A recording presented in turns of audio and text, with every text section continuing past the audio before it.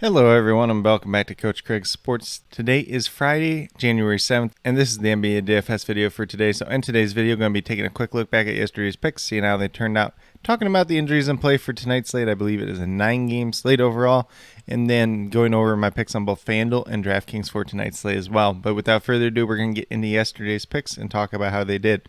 So fair warning, yesterday was a super ugly day for DFS. There was a lot of guys that really didn't pan out, and there was probably a select few that really did pan out yesterday. So you'll see there are a lot of misses here. A lot of the stuff was not predictable either. So we're going to start off at DraftKings side. We got Chris Paul at $7,300. Looking for 37 points out. He got to 56.25, so he was a hit. Ended up with a triple-double actually yesterday.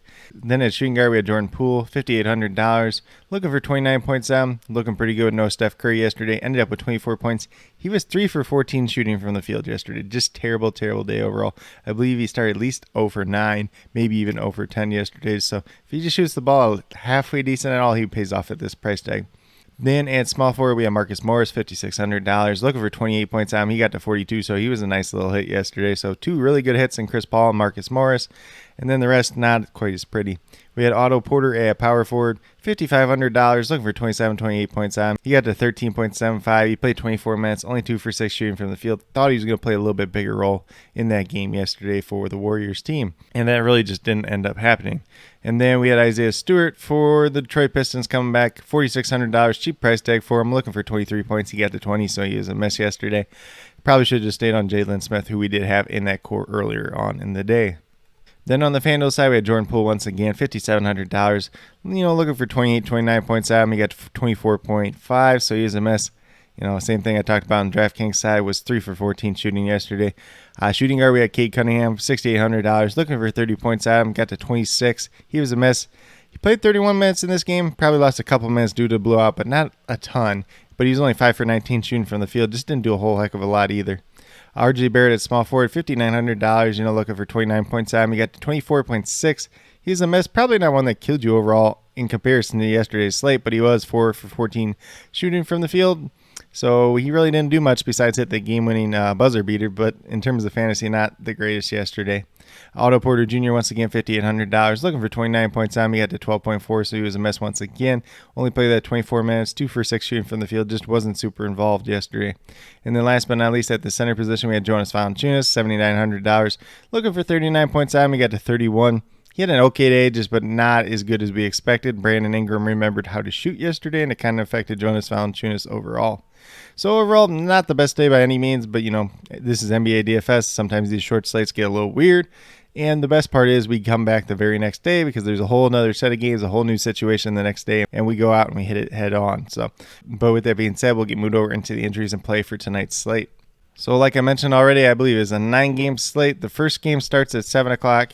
And then it rolls over to 7:30, but there is only the one 7 o'clock time tonight. So we have the San Antonio Spurs, who are without Zach Collins, Keldon Johnson, Doug McDermott, Devin Vassell, Derek White, and Thaddeus Young. So obviously Johnson, Vassell, White, and Young are all new there.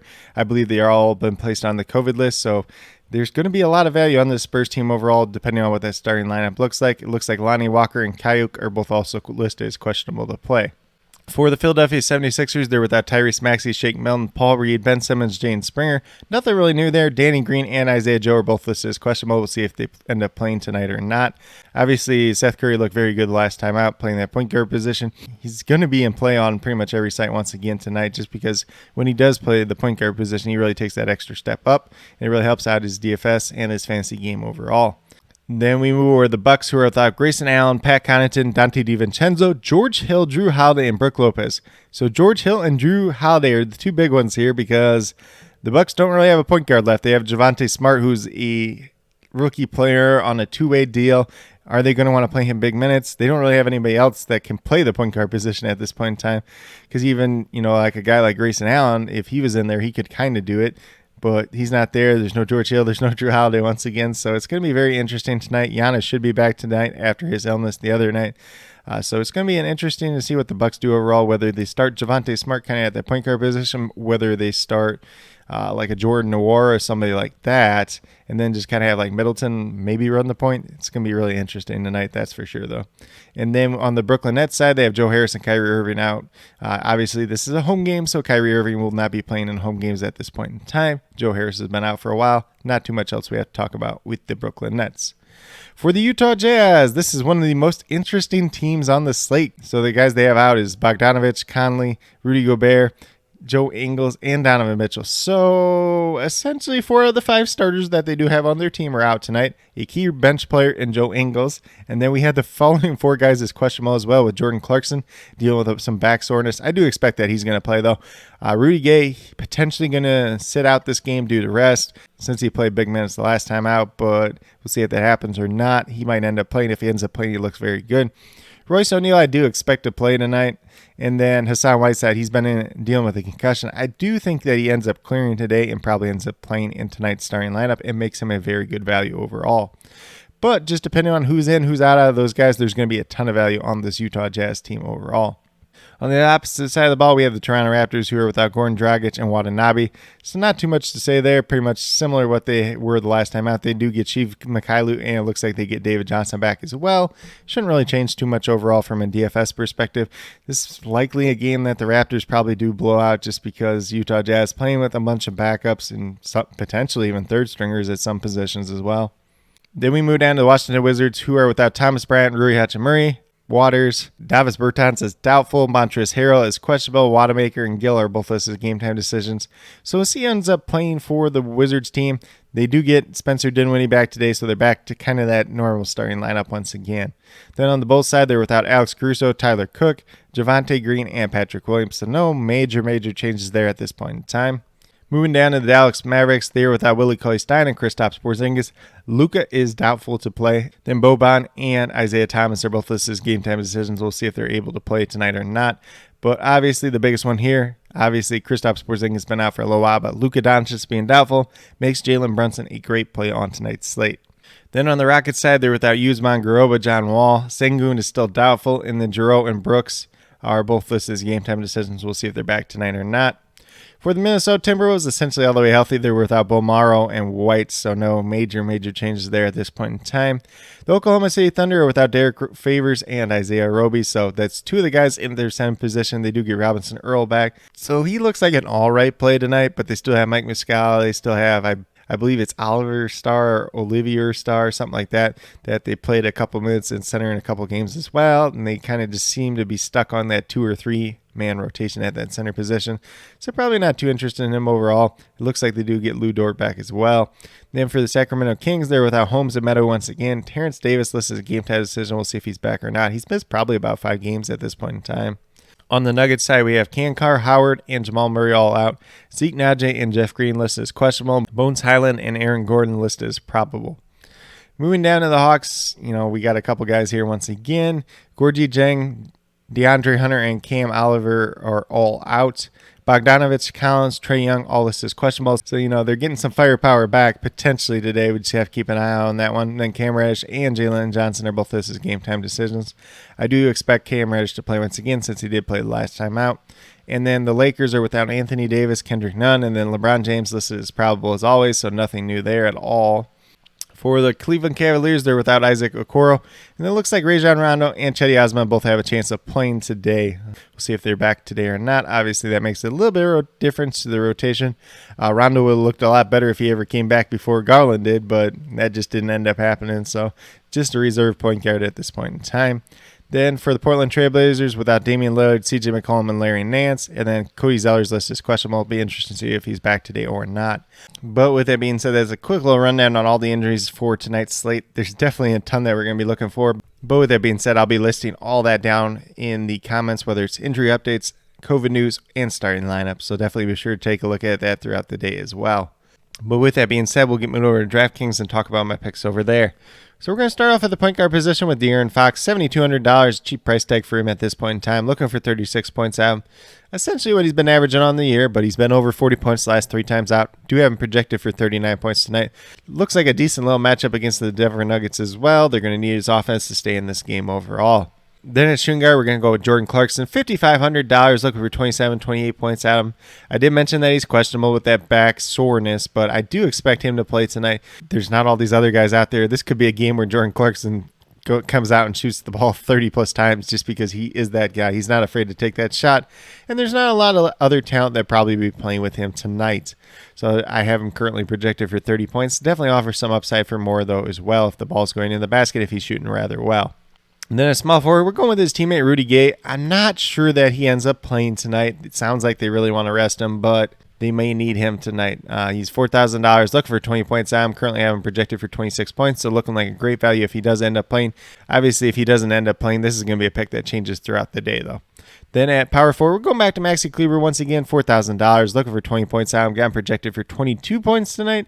Last time out, he got 19.5 for us. It was a decent play, but tonight we're looking for just a little bit more. There's no Luka, so definitely should be seeing some other guys taking that step up once again tonight. Then at center, we have Hassan Whiteside, $3,500, very, very good value for him tonight if he does end up playing. Looking for about 18 points out of him. I got him projected for about 26 points tonight. I'm trying to do a little bit modest prediction on him, but 26, 28 points for Hassan Whiteside, definitely doable on tonight's slate. But with that being said, if you go with these 5 players on tonight's slate, you'll have $25,800 remaining, $8,600 per player. So, you could pay up for a stud if that's something you want to do. There's definitely a lot of options available on tonight's slate, or you could take a little bit more balanced approach and see how that works out for you as well. But with that being said, we'll get moved over to FanDuel and talk about my picks over there as well. So on the FanDuel side, I will say that the point guard and the shooting guard position are very, very easy for me tonight. If you're not playing these two guys, I'm going to say it kind of nicely, you're probably just throwing your money away on the FanDuel side. But we're going to start off with Jalen Brunson at the point guard position for $5,300. Looking for 26, 27 points out. You see he's averaging almost 30 on this season. We've seen what he's done this year when Luka hasn't been out there in that starting lineup, when he hasn't been playing. Jalen Brunson's taking a big, big uptick, and he goes over 30 points more times than not. Definitely has that upside for more. We've seen him have 40-point games, even upwards towards the 50-point games as well. So Jalen Brunson, definitely somebody you want on the FanDuel side tonight. On the DraftKings side, his price tag's a little bit higher, but you can still look at him over there as well. And then at shooting guard, we have Jordan Clarkson. Talked about him on DraftKings side as well. $5,200, looking for 26 points out of him. Maybe the main guy shooting the ball, maybe the main guy scoring the offense tonight for that Utah Jazz team, as long as he's playing. I know he's got that back soreness, he's questionable, but I do expect him to play once again. I have him currently projected for 30 points tonight. Definitely has a ton of upside for more, though, as well. Then, once again, we have his teammate Rudy Gay at small forward. $4,800, looking for 24 points out. I'm currently projected for 26 points. If he does end up playing tonight, going to look like a very good value overall. Then in power forward, we got Bobby Portis once again, $5,700. Played him last time out, didn't really pan out because of foul trouble. Don't expect him to be in foul trouble against the Nets. There's no Boogie Cousins now at this point in time. They ended up releasing him because they didn't want his contract to become guaranteed for the rest of the year. So Bobby Portis definitely should have safe minutes tonight. Definitely has a ton of upside. As we see here, he's over 31 points on the season. Looking for 28, 29 out of him. Got him projected for 30 points once again tonight. Then last but not least, we're going right back to the Hassan Whiteside. As long as he's out there and able to play, I know he's dealing with that concussion. Should be able to clear at this point in time. He's missed at least 3 games so far, so hopefully he's back tonight. If he's not, this is obviously a pick that's going to change, but $5,300, a little bit heftier price tag than on DraftKings where he's $3,500, but I still like him at this price tag, $5,300. Looking for 26, 27 points out. I'm going to project for about 27, 28 points on the FanDuel side tonight, but definitely offers a lot of upside for more as well.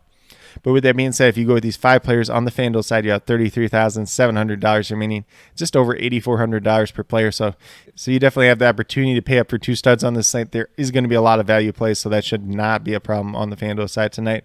But if you did want to go with a little bit more balanced approach, this is definitely fine as well. But with that being said, these are my picks for both FanDuel and DraftKings for today, January 7th. As always, if you have any questions related to NBA DFS, be sure to leave them down in the comments below, and I'll get back to you as quickly as possible. Also, be sure to let me know your favorite play on tonight's slate, whether it's on FanDuel or DraftKings. If you want to throw Super Draft in there as well, that's perfectly fine. We'll be doing a live stream for Super Draft once again. I'll be listing that link down in the comments below. That will be myself and JC Money going over yesterday's results, talking about the guys that are in play with decent multipliers, and then talking about some dart throws to target on Super Draft as well. And then last but not least, I will be listing all the injury updates, COVID news, and starting lineups down in the comments below, as well as that updated core, probably about 20 to 30 minutes prior to lock. Lately, I've been trying to get out just a little bit earlier too, because sometimes it's a little bit trickier when we're doing the live stream at the same time, but I'll definitely have that out so that you guys will be as updated as possible going into lock. But with that being said, if you are new to my channel, please consider subscribing. Definitely would appreciate it. It helps to build the community that we're trying to build here at Coach Craig Sports, which is one that's truly for you, the viewers, helping you with your DFS, whether it's NBA or NFL, helping you with your fantasy football teams. And then with that being said, if you are a new or current subscriber who's yet to do so, also hit that notification bell down below. It's going to let you know every single time that I post up a new video. Like I've been saying, I post up daily NBA DFS videos just like this. But with that being said, that's all I have for today's video. Hopefully you all enjoyed it. And then last but not least, special shout out to each and every one of you watching today's video. I truly do appreciate you taking the time out of your day to watch this video. Definitely means a lot to me, and I hope each and every one of you has a great rest of your day.